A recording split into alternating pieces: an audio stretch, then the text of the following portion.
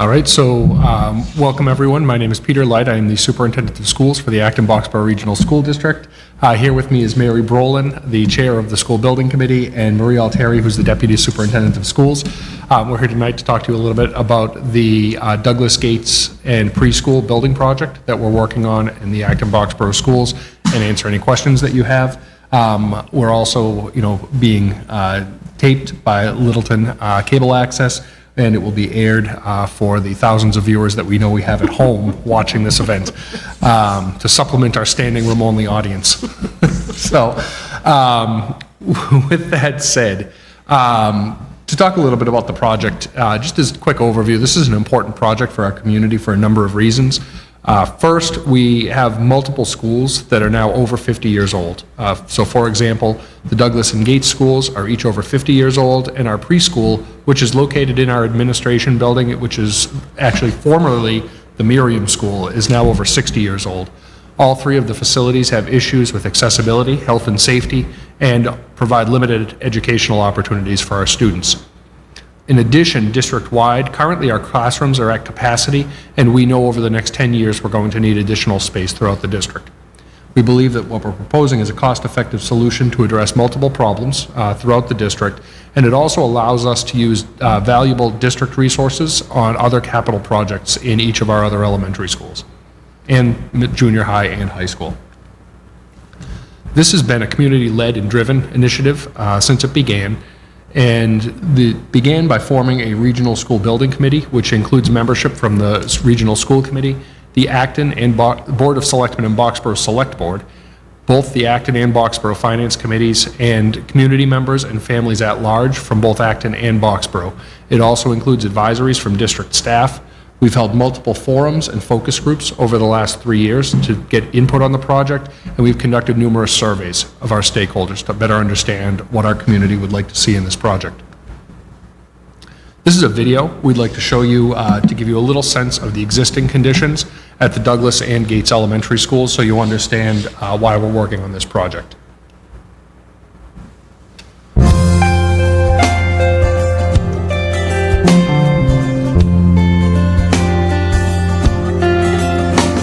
Hi, I'm Chris Whitbeck. I'm the principal of the Douglas School here in Acton, and I'm going to give you a tour of the school and show you some of the highlights of why we need a new school.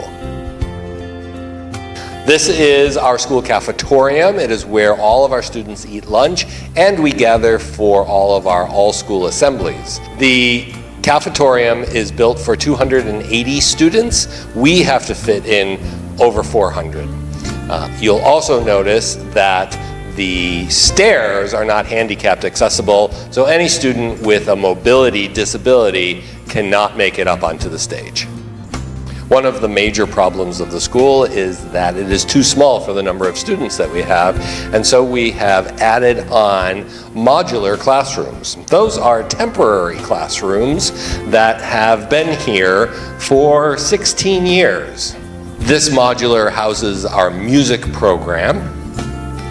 Every student throughout the school comes here once or twice a week.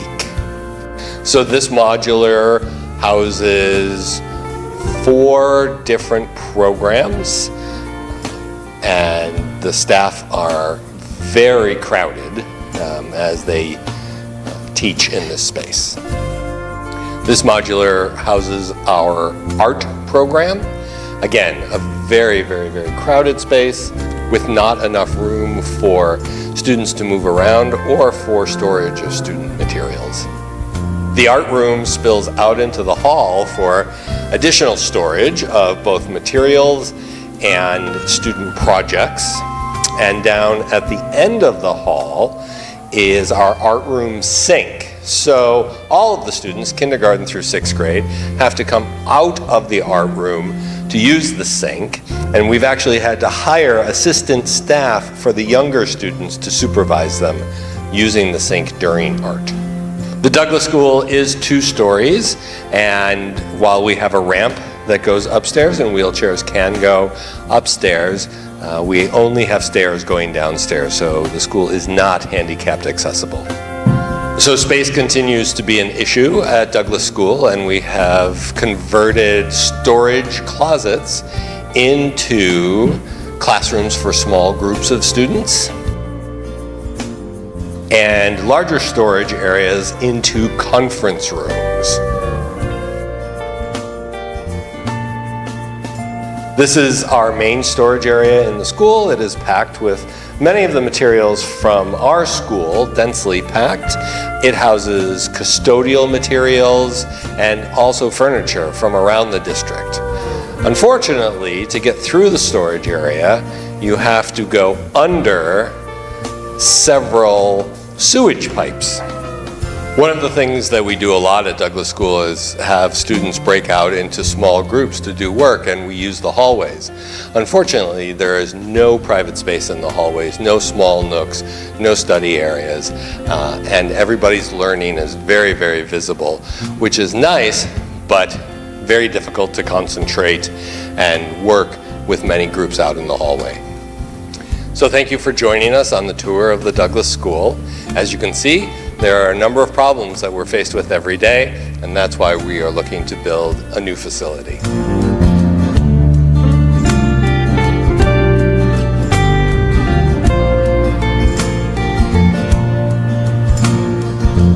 Hi, I'm Lynn Newman, principal of the Gate School. I'd like to take you today on a little tour of the Gate School so you can see some of the space challenges we have here. So here we have one of our spaces that we work with lots of our children. In this room we have a shared space, our occupational therapy, physical therapy, and our STEAM coach. And so this is a room where small groups of students work, but as you can imagine, the space is quite small to provide the type of services that we'd like to offer. Additionally, as you look up, the walls do not quite go up to the ceiling, and so another one of the challenges to this space is that it gets noisy in the hallways, and especially during lunchtime, being so close to the cafeteria, it gets very noisy for support services. And in this room, we have support services for students who need a little extra help in math and reading. The first space is the math space, and so the assistant works with students, up to 4 to 5 students with each group, and that's in grades kindergarten through 3rd grade. And then just behind her workspace, we have reading support, and so the reading assistant is also here working with students, maybe 4 in a group, and so combined you have potentially 8 to 10 kids working in this space for extra help. And here we are in the Gates Library. The library space is quite small. We use this space for multiple purposes. In the morning, it's a space that can be used for string and band instrument lessons. The meetings are often held in here for staff meetings, professional development in the afternoons, and our extended day program often uses this space to support homework. And directly off the library, we do have several offices. This is our speech room, and this is a room where one of our speech therapists works with students. When the students are in the library, it tends to get a bit noisy in here, but she certainly does her best to work with the students in this space. And this space is where we offer special education services for our children. This is for students in grades kindergarten through the 6th grade. We have 3 special educators that share this space, and they work with students at different times depending on the program. At times we can have up to 25 students working with the adults in this space in the areas of math and reading. And directly connected to that special education space, we have an additional space. And in this room, we have 2 adults that are regularly working with students in this space and assistants that also join the students. So it's a space between the 2. We have 5 adults working with our students on special education and support services. And here is the Gates cafeteria, and this additionally is a multi-purpose room for the school. This is where in the afternoons where we have our extended day program, both in the morning and in the afternoon. During the day, this is a space where the kids would have their lunches. We have a 2-hour lunch period. And oftentimes you would find teachers working with small group instruction in this space.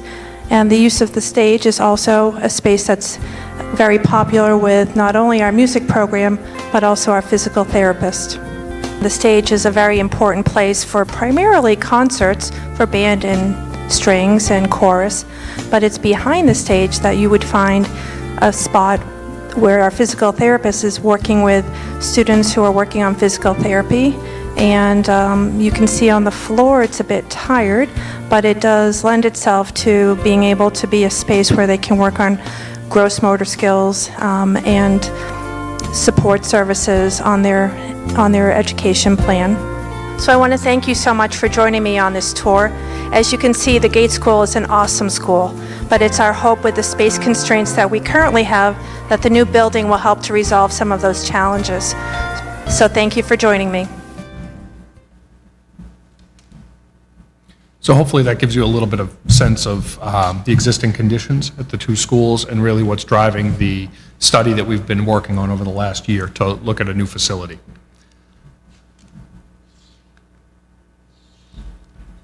Some things.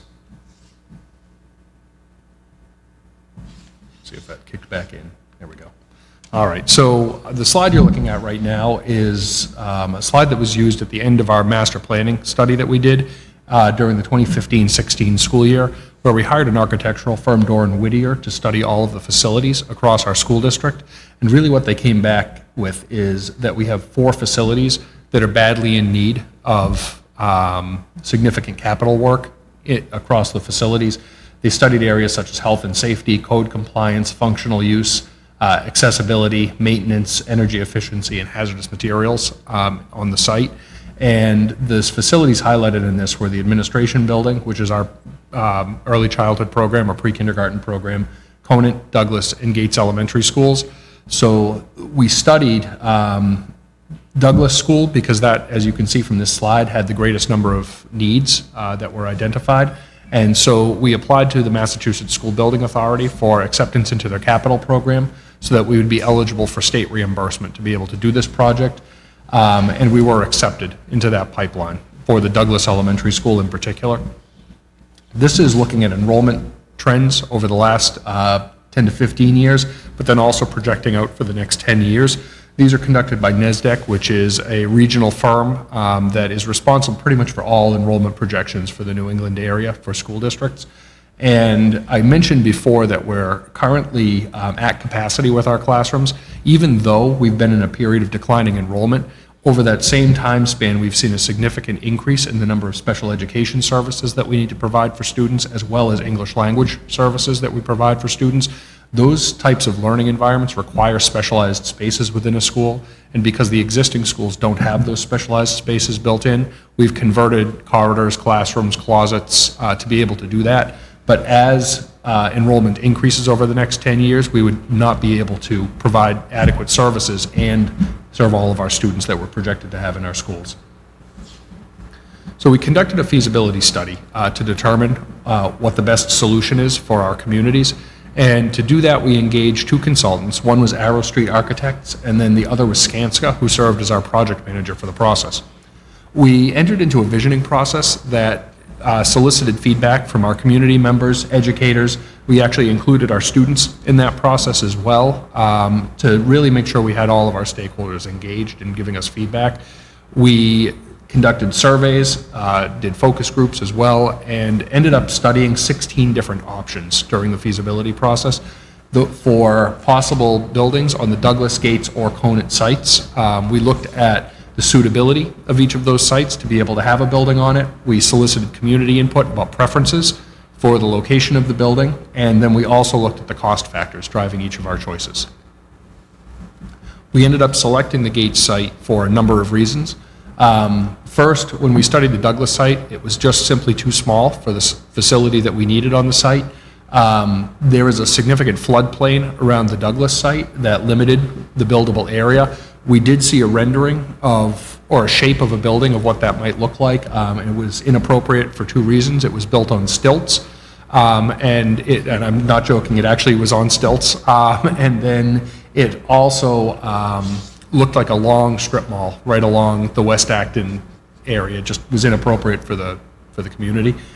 We looked at the Conant site, which is actually a beautiful site and sufficient area, but there was a patch of wetlands sitting right in the middle of the site that limited how he would put a building onto that. And then finally on the gate site, it had sufficient area that was buildable, even given significant considerations of the wetlands around. So that was the primary driver for choosing the gate site.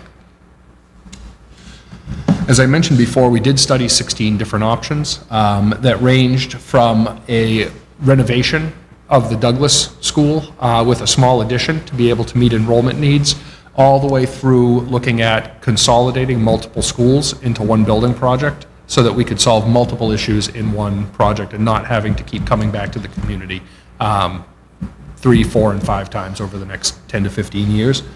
So the Douglas first option we studied was just a renovation and addition of the Douglas site, and the price tag for that came in at just about $91.5 million. We then also look at another option here, which was to rebuild the current Douglas School on the Douglas site. So that would solve one school problem. That was about $99 million. And the preferred option we ended up selecting was a combined Douglas and Gates Elementary School that also included our preschool classrooms in it, and that came in at $117.3 million. So certainly there's an economy of scale to being able to combine multiple facilities. And because the district has a history of combining multiple schools in one building, it was a suitable option for our community. I'm going to talk a little bit about the preferred option, which again is a combined Douglas and Gates School with preschool classrooms included in the project. This is the site of West Acton and the current Douglas and Gates site. If you're familiar with the area, what most people know is Idlewild Farm. Right up in the corner would be over here. And this is Elm Street running along the north side of our site.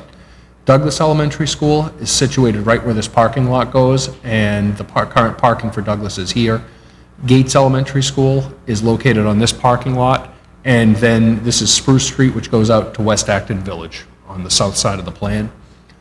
What we're proposing to do is create a new twin school on the Gates site here, and I'm going to talk just through a few site options so you understand how we're working with this. At the north side, we would demolish the Douglas School, and this would be parking, and it is also a site for a softball field, which replicates the softball field that's currently on the Douglas site, and we need to have that for district use as well as community use.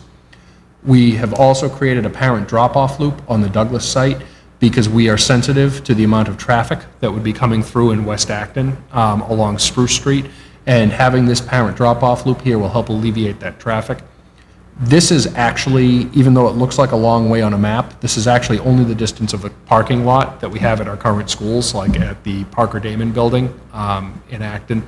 This is the same distance to travel from the parking lot to that school, so it's really a very walkable distance for our students and families.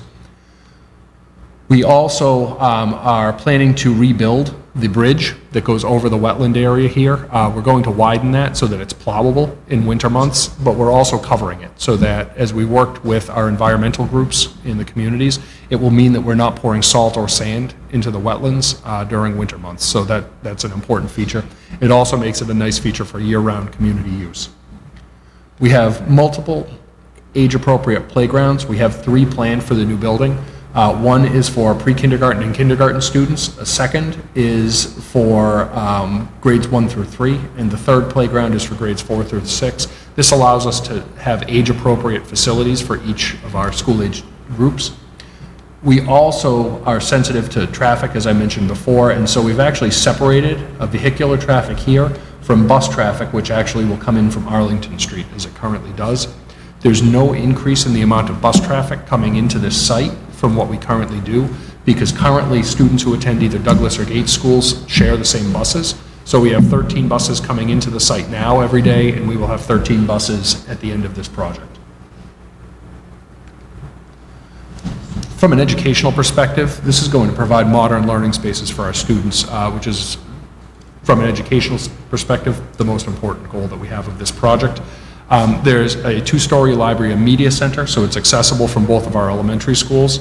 There are 2 science, technology, engineering, and arts labs included in this school, and 2 multi-purpose rooms so that schools have access to that as well. There's also a large learning commons that is going to be a great gathering spot for public displays of student work as well as multi-grade gatherings during the school day. We also have a full-size double gym in the school that is divided with a curtain. It's the same size as a middle school competition basketball court, so it's available for community use as well at night. But then the school building authority also was gracious enough to reimburse us for a second smaller gym, which is 3,000 square feet. That 3,000 square foot gym is actually bigger than either of the two gyms in either Douglas or Gates now. So we're very fortunate to have that. In between every two classrooms, we have a small breakout space that is visible from both classrooms, but is separate and slightly private, so students can actually do work. You heard that in the Douglas video here, that currently when students break out into small groups, they're in hallways. This actually provides appropriate learning spaces for that type of work. And then finally, we have multiple outdoor learning spaces planned throughout the campus. There finally will be appropriate learning environments for our students with disabilities. So each school has 3 learning centers, 2 speech and language rooms, a sensory room, and 2 resource programs, and that is for each of our elementary schools. Additionally, this will be the first fully accessible facility for our preschool students. Our current preschool is, as I mentioned, it's right now 60 years old. It is not accessible, there's no elevator, and from a legal standpoint, preschools exist in the public schools primarily to serve students with disabilities in early childhood. And so the fact that they don't have an accessible facility is a significant challenge. Also, in the current facility, there's no nurse located on site, and so if a child needs a nurse, either we have to bring a nurse from another school, or we have to bring that child to a different school to have access to the nurse. And also, by including the preschool classrooms with the elementary school, our students will now have access to specials such as art, music, and gym. This is the overall first floor layout of the building, and what you can see is we've included our preschool classrooms on the first floor of this. There's a main entrance that has administrations for both schools, and then we have a double cafeteria that can either be separated by a movable wall or opened up for large performances in the evenings, and then we have our 2 gyms on the first floor. This is the Learning Commons that I mentioned, which can serve as a large gathering spot, a welcoming place for families to come into the building, and also public displays of student work. Moving up, the second and third floors replicate each other. On the second floor is the the Gates School is located on the second floor of this building. The Douglas School is actually located on the third floor. That's different from our current use of the Parker Damon building, where we have Miriam McCarthy Town Schools, where the Miriam School is on the right as you enter over 3 separate stories, and the McCarthy Town School is on the left over 3 stories. This provides, even within a 3-story building, that once students are on the level of their school, that is the entire school for them. So it kind of keeps student movement up and down a little bit more to a minimum. The way we've configured our classrooms in this building is to provide kind of age-appropriate clusters. So kindergarten and first grade and second grade classrooms are in this part of the building, third and fourth grade in this part, fifth and sixth have their own wing on the other side of the building, so that we provide some age-appropriate separation. And then it all really centers around this idea of a 2-story library media center, which forms the heart of the building. Here are art and music classrooms, and then we created a center for our counseling and support services right as you enter up through the main entrance into the school area. This is a look inside a classroom.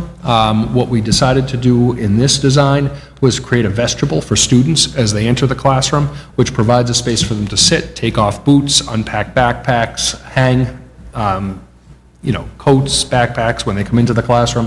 It also provides sink access over along this wall for students to be able to wash hands, and then there's the large learning area once they pass through that. On the left here with these windows is actually the breakout room that I had mentioned earlier. So you can kind of see how that all plays together. And then this is an exterior view of the building. The architects were wonderful in spending multiple hours in West Acton looking at the architectural structures of the community there, and they actually ended up replicating a number of features in this building. Most prominently, some of these window designs are taken from different buildings in West Acton, so it looks like it has that feel. The overall feel also was that of a 19th century mill building, so that it looked, even though it was a modern facility, it looked like it belonged in Acton. Here you can actually see solar canopies covering our parking area. We are also covering the entire roof of the building with solar canopies, which will lead into some discussion of our sustainability efforts. We have three major goals for this project, which result in what's called a triple net zero design, and that means we have sustainability targets in energy, water, and waste for this building. From an energy perspective, our heat is provided by a combination of geothermal wells and 2 separate electric boilers to offset temperatures on the coldest days of the year. That allows us to have a zero combustion building, which means we are using no fossil fuels coming into this building for any reason at all. We're offsetting the entire energy needs of this building through the use of photovoltaic arrays on the roof and over the parking lot. So fully solar ready and functional when we open. From a water perspective, we're actually collecting our rainwater from the roof of the building, which is stored in underground storage tanks, and then that is reused when we flush our toilets. And then from a waste perspective, there's 2 parts to the net zero waste goal. The first is actually in the construction and demolition process of the school, where all of the construction materials are sorted on site and then recycled. And then from a user standpoint, we actually have very aggressive composting and recycling programs in our schools already that certainly continue and expand as we move into the new school. We've had some questions about how is this cost effective for taxpayers, so I just want to highlight a few major points of this. First, there's a time value for consolidating 2 schools in one project. As I mentioned before, the original estimate for Douglas-only project was about $99 million, and the final budget to put 2 schools together and add our preschool classrooms was $117.3 million. Also, by including the preschool in the design of this and attaching the preschool to an elementary school, it becomes eligible for state reimbursement. If we were to try and build a preschool as a separate standalone project, that is not eligible at all for state reimbursement. So that was important to include that in the design of an elementary school. Finally, we opted to shorten the construction period for this school, which saved disruption to our current GATE students by the tune of 15 months, and it also saved $7 million in construction costs by doing that. And then our building committee, when we got the original project estimates back from the architect, really looked through all of the costs that were coming back with a fine-tooth comb. And while we didn't sacrifice any of the educational opportunities for students, we were able to look at a lot of the extras in the building and save another $3.5 million off the price for our taxpayers. Finally, we're really able to leverage right now historically low borrowing rates. As you know, interest rates are at all-time lows right now, and we had some initial cost estimates out to our community, and we're now several $100s below those cost estimates. That's largely driven by being able to take advantage of these interest rates that are happening right now in our economy. Overall numbers for this project, it is a $117.3 million project. We have already authorized $1.3 million, and that happened in December 2017 when town meetings voted in favor of appropriating $1.3 million. That's been used to get us to this point of this project, and that is now spent. That leaves $116 million left to proceed with the project. $38 million of that will come from the state in form of reimbursement, which is roughly 1/3 of the project costs. That leaves the Acton Boxborough share of the cost at $78 million, and when we divide the project allocations, that is based on the 3-year average of our enrollment figures, which is roughly an 85-15 split between Acton and Boxborough in terms of percentiles. So the total Boxborough share of this project is $11.7 million, which results in an average single-family tax impact of between $314 and $354 a year. To put that in perspective, the 2 numbers are different because one, the blue number assumes a 30-year borrowing period, and the yellow number is if we opted to go with a 25-year bond instead. We formed a debt strategy subcommittee that included members from both finance committees in Acton and Boxborough. It also included the financial staff from the town of Boxborough, town of Acton, and our district financial staff.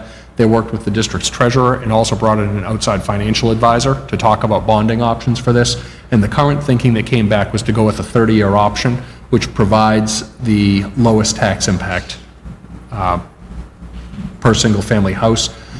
Just to highlight, the numbers up here are based on an assumption of the median single-family home right now in Boxborough is $610,000.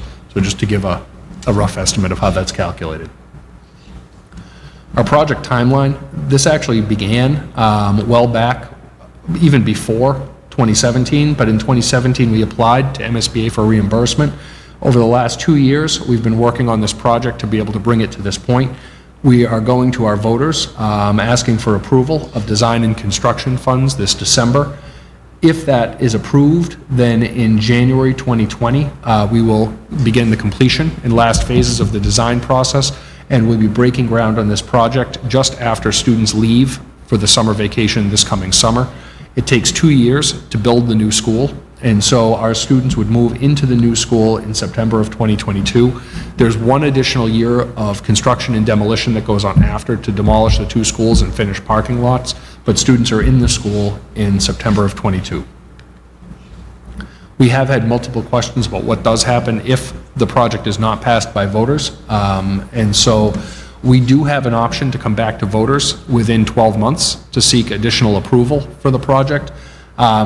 Historically, if the second vote were to fail, MSBA typically removes the district from its capital pipeline and offers that amount of money to a different district. If that happens, we do have an opportunity to apply again, but based on other districts who have had that outcome, typically MSBA does not accept the district for several attempts. And additionally, if you are accepted again, you can't resume where you left off. You have to begin your feasibility study again. So we would actually repeat the last 2 years of work in order to try and bring the project forward again. We do have an option of going forward without MSBA approval, but that means that we're going forward without $38 million of state money toward the project, and the project is funded entirely by taxpayers. We know that we have, this is a pretty wordy slide, I'll summarize this for you. We know we have increasing enrollment needs across the district, and last year we approved a capital plan for $20 million worth of capital projects to all of our other schools except Douglas Gates and the preschool.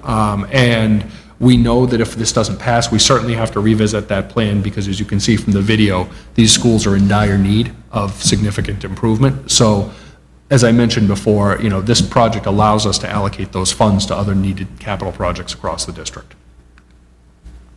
So with that, I'm happy to take any questions, and Mary and Marie can jump in as well.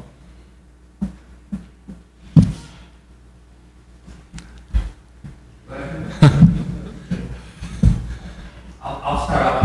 Move you guys up a little bit here. Yeah, you're going to warm up the mic? So Peter, we're looking at the Conant School as well as part of this. So what's the plan for that? Is that something that you'd look at in a couple of years, or what would be the strategy on that front? So a few of the issues that have been highlighted at Conant School that we recognized actually needed to be corrected anyway. So we had some masonry issues on the exterior that was letting water into the building, which can actually erode it faster and lessen its life. Those issues have been corrected. Conant will certainly need some repairs to keep that structure going. We've also really worked to keep technology current within the Conant School to the greatest extent possible. So, you know, Conant is going to need a longer-term solution coming up. Gates was not in as good of condition as Conant, is what we learned through our study. So that's really the priority, but we do have to revisit the Conant School and think about a long-term solution for that. We had not considered that initially because that was one of the options studied in this, and we're just finishing this first process now. And I would add, we continue to, or the district continues to submit that to the MSBA to get in their pipeline later. Thank you. We won't get in at the same time, but hopefully by the time we finish the current project, Conant would come up in the pipeline then. And could Conant be rebuilt on the existing site? I know you mentioned it was somewhat tight. Would you be able to do with those students? Yeah, we could meet the needs on the Conant site. The reason the Conant site wasn't appropriate for this building is we were really looking to combine multiple schools, which obviously creates a larger facility and footprint. And maybe, I don't know, like we'd have to study that in depth, but it's not necessarily a whole new build. Maybe it could be a renovation, remodel. You have to kind of go through the same process to see what extent of improvement it needs.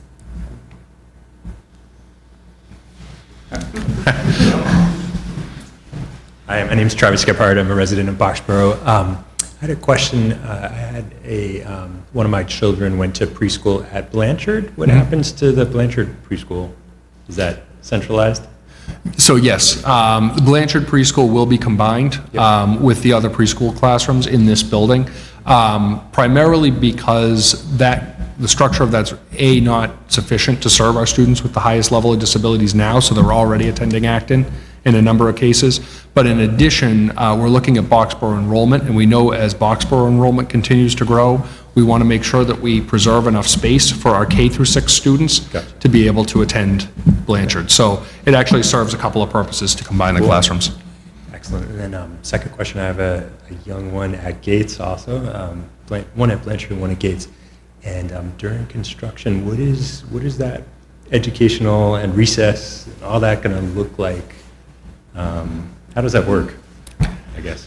So that certainly will be tight.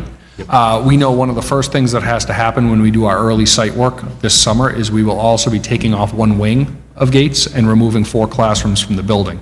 The architects actually then have designed a special wall that gets constructed on that end of Gates that uses soundproofing material as well as anti-vibration material, and it doesn't have windows to prevent dust from getting into the building and things like that. There's also a significant number of dust reduction strategies that contractors have to take to make sure it's a safe site. There's security fencing that obviously goes up around the perimeter to make sure students are safe. It is going to be a tight site for a couple of years. We know that. We're actually working with our Gates community to help prepare for that transition.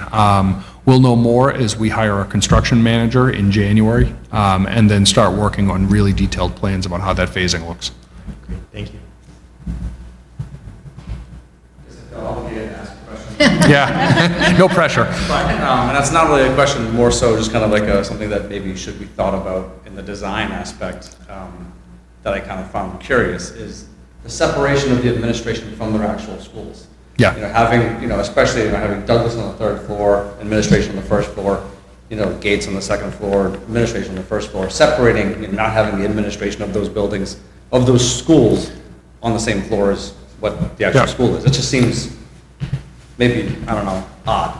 Maybe having them more engaged, because I know there's, having them fully engaged in the school and seeing and hearing what's going on in the hallways, that helps. Right, yeah, no, we agree with you on that. So the main administration area is obviously on this 1st floor. What we did do is include a second auxiliary administration office on the 2nd floor and 3rd floors of the building, so that when principals are interfacing with the community and families and things like that, that clearly they have a need to be on the 1st floor. But there's also a space for our administrators to be able to work up on the 2nd floor of the schools. Maybe flip, maybe downstairs would be the auxiliary, upstairs would be primary. Well, one thing that the administrators actually told us is when they're up on the floor, they're rarely sitting in an office.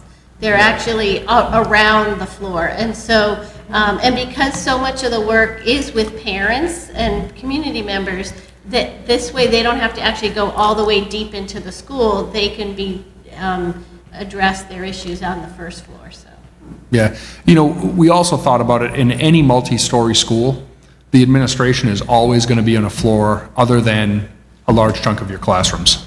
So even in the Parker Damon building, the administration is not on the floor of 2/3 of their school at any given time. So there's always going to be some challenges around that.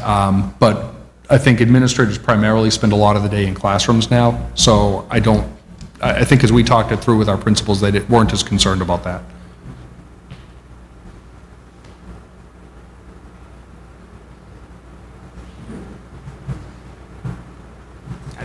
I want to say, Ryan Farrar, our town administrator, I wanted to say thank you to everybody for coming out tonight and for the schools to be here. It's a great presentation. I think it gives a good sense of the demand and the issues surrounding the project. So, and both for everybody here tonight as well as those who are watching on television, because this will be replayed a number of times as well. So thank you very much. Thank you. Thank you for coming.